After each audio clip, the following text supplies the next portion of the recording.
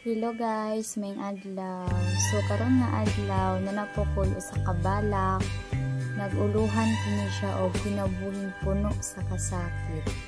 So sa dili pa na ako ni pagabalakon, palihog lang ko support sa ako ang YouTube channel.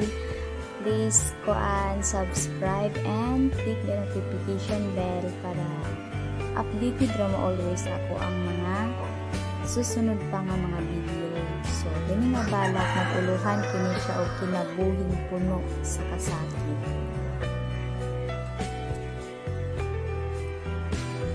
Puno sa kasakit ning kinabuhi.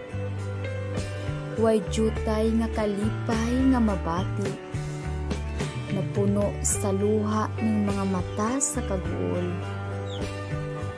Daw kining akong kasing-kasing nagdangoy-ngoy. Halos puro kasakit ning kinabuhi nga mo'y akong naangkon. Daw sa kalipay nawad-an ako sa paglaom. Puno sa kasakit ning kinabuhi nga akong natagamtaman. Kakapoy kalaay ning kinabuhi nga maoy nagtingban. Ang matamis kong pahiyom sa kaguol gipulihan. Nga maoy nagtukmod kanako sa tumang pagbangutan. Kakapoy kalaay ning kinabuhi nga napuno lamang sa mga problema nga sa akong pagpakabuhi nawad-an na ako og gana. Kanang sa gugma gihikawan usab ta ug wala na nato nabati ang pagtagad ug pagpangga.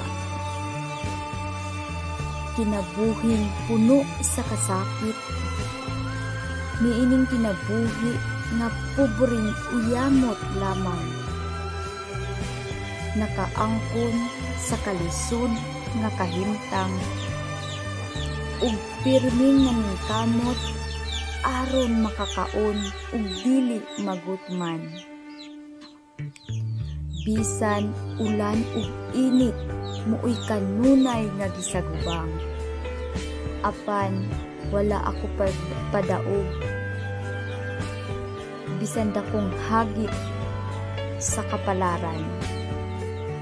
Ako kanunay ni barog ug nagkadayon lang kanunay pirmi sa unahan.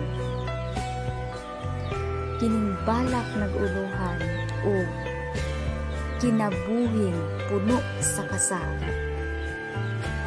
Kanida yung magbalalak sa Rilidinho Librando from Bai City, Negros Oriental.